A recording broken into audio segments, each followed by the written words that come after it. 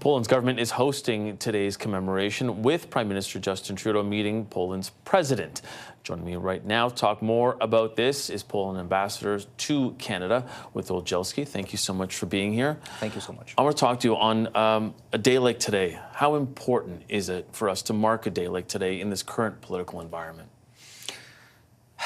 It's even difficult to say. It's absolutely crucial. This is Auschwitz, Birkenau, and the atrocities of the Second World War. But in particular, this place symbolizes. I don't think there is a stronger symbol of inhumane activities that people can do to other people. Mm-hmm. And I say that because we know that Elon Musk had appeared at a far-right political rally virtually, and he had talked about how the guilt of generations needs to be let go. What do you think about that, especially when you consider Donald Tusk has said that, you know, he's even called for a boycott of Tesla because of it.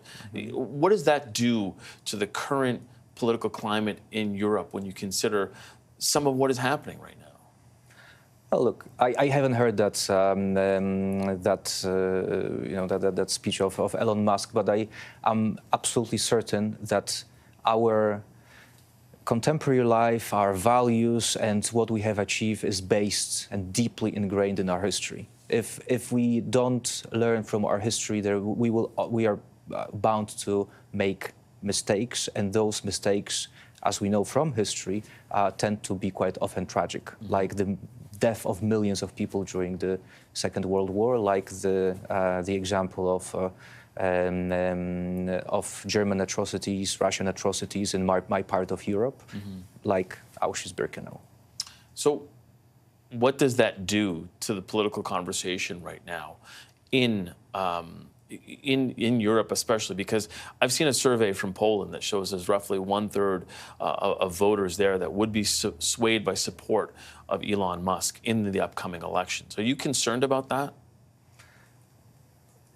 You know, it's I'm not, to tell you the truth. You know, but in the context of remembrance, in terms of fighting anti-Semitism, fighting racism, and fighting for tolerance, I'm absolutely not worried about that, because every country is very different. In Poland, it's very difficult to be a Holocaust denier. It's impossible to be a Holocaust denier.